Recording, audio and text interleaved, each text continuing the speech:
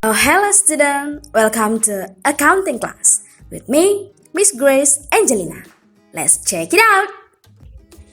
Pada pertemuan kali ini, kita akan membahas materi baru tentang laporan keuangan yang terdiri dari laporan laba rugi, laporan perubahan modal, dan laporan neraca.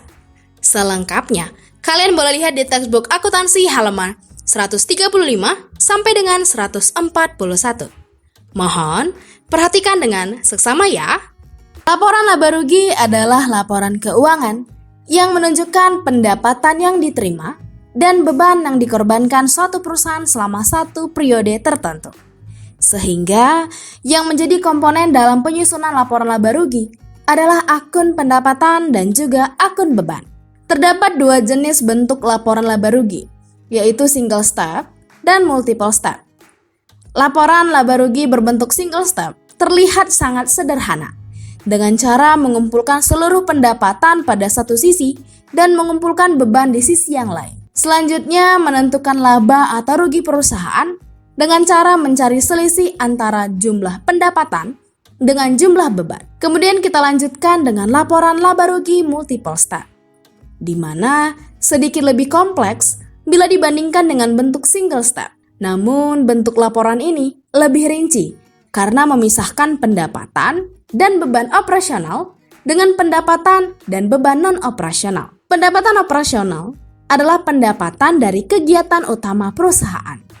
Demikian pula beban operasional adalah beban yang dikeluarkan untuk menjalankan kegiatan utama perusahaan. Contoh, pendapatan operasional pada perusahaan salon misalnya, seperti potong rambut, krim bat, dan manicure.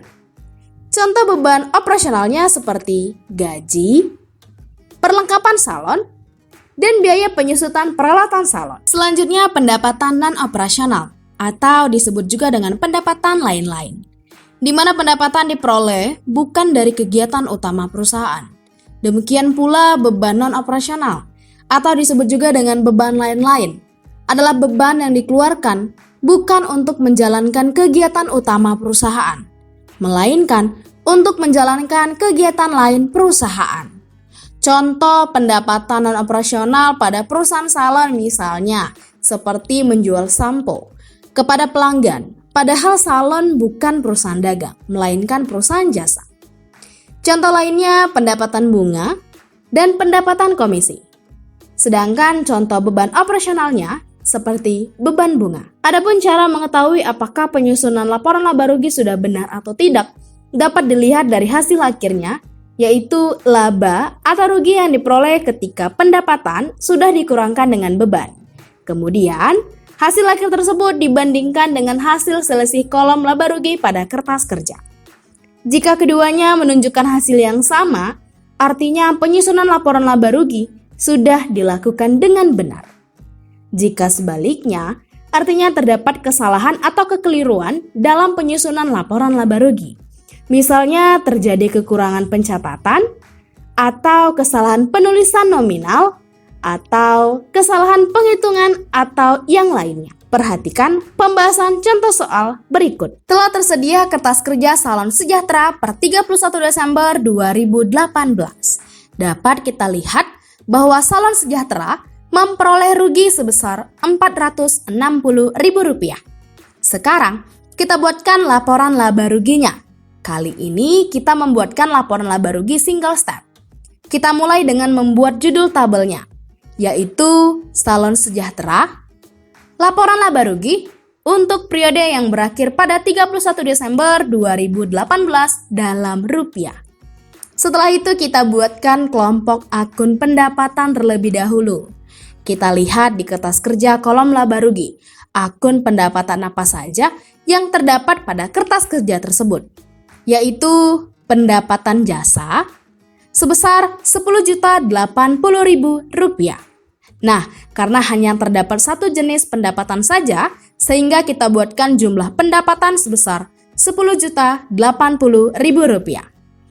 Kemudian kita buatkan kelompok akun beban. Kita lihat di kertas kerja kolom laba rugi, akun beban apa saja yang terdapat pada kertas kerja tersebut, yaitu beban gaji sebesar Rp6.500.000, beban listrik dan telepon sebesar Rp880.000, beban perlengkapan sebesar Rp2.200.000, dan yang terakhir beban penyusutan peralatan sebesar Rp960.000.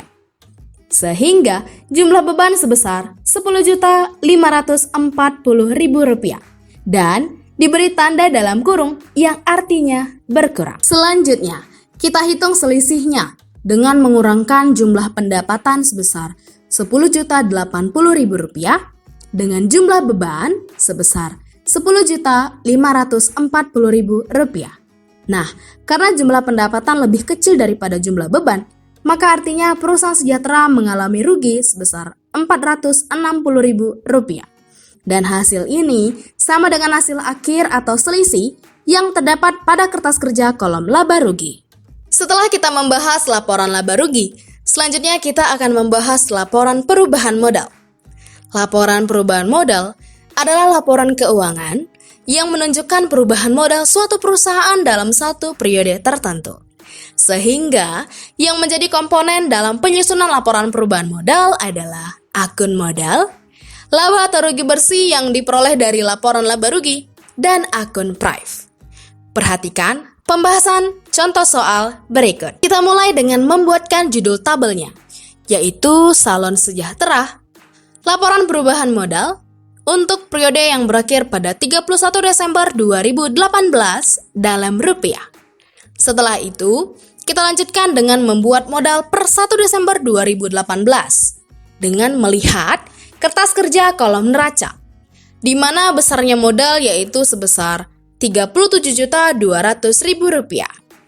Kemudian kita buatkan yang dapat menambah atau mengurangi modal, dimulai dari rugi bersih, karena pada laporan laba rugi menunjukkan bahwa Salon Sejahtera mengalami kerugian sebesar Rp460.000 dan diberi tanda dalam kurung yang artinya berkurang.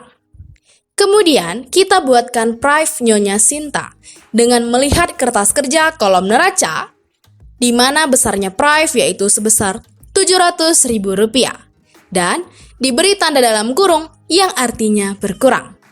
Sehingga jumlah dari rugi bersih ditambah prive Nyonya Sinta sebesar Rp1.160.000 dan diberi tanda dalam kurung yang artinya berkurang karena rugi bersih dan prive sifatnya sama-sama mengurangi modal.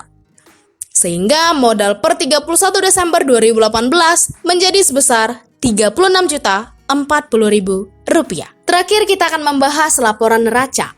Laporan neraca adalah laporan keuangan yang menunjukkan posisi harta, utang, dan modal suatu perusahaan pada saat tertentu.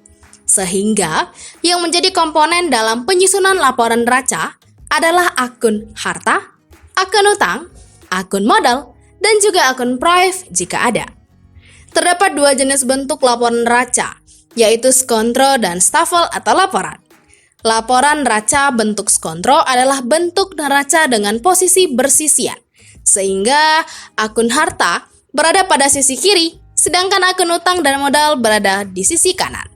Sedangkan laporan neraca bentuk stafel atau laporan menempatkan akun harta, utang, dan modal di sisi yang sama. Perhatikan pembahasan contoh soal berikut. Sekarang kita buatkan laporan neracanya. Kali ini kita membuatkan laporan neraca berbentuk skontro. Kita mulai dengan membuat judul tabelnya, yaitu Salon Sejahtera, laporan neraca per 31 Desember 2018 dalam rupiah. Setelah itu, kita buatkan kelompok akun harta terlebih dahulu yang terletak di sisi sebelah kiri.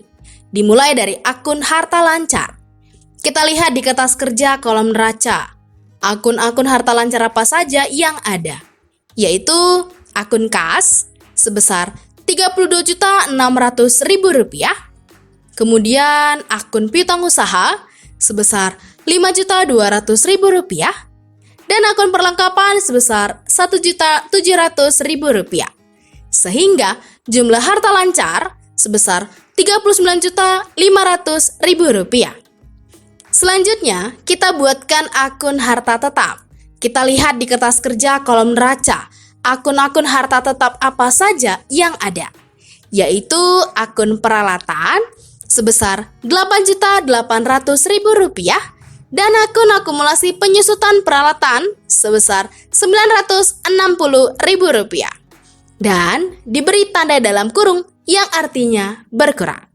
Sehingga jumlah harta tetap sebesar Rp7.840.000. Kemudian total harta secara keseluruhan yaitu sebesar Rp47.340.000 diperoleh dari jumlah harta lancar ditambah jumlah harta tetap. Selanjutnya kita buatkan kelompok akun utang dan modal yang terletak di sisi sebelah kanan. Dimulai dari akun utang jangka pendek. Kita lihat di kertas kerja kolom neraca, akun-akun utang jangka pendek apa saja yang ada, yaitu akun utang usaha sebesar Rp5.900.000, akun pendapatan diterima di muka sebesar Rp1.800.000, dan akun utang gaji sebesar Rp3.600.000. Sehingga jumlah utang sebesar Rp11.300.000. Kemudian kita lanjutkan dengan akun modal. Kita buatkan modal Nyonya Sinta. Kita lihat laporan perubahan modal. Berapa besarnya modal akhir? Yaitu sebesar Rp36.040.000. Sehingga jumlah modal sebesar Rp36.040.000. Sehingga total utang ditambah modal secara keseluruhan yaitu Rp47.340.000 diperoleh dari jumlah utang ditambah jumlah modal. Sekian pembahasan kali ini tentang laporan keuangan. Sekarang lanjutkan latihan yang sudah share di Edmodo di kelas masing-masing ya. Mohon kerjakan dengan teliti. Tetap semangat dan sampai jumpa di pertemuan selanjutnya.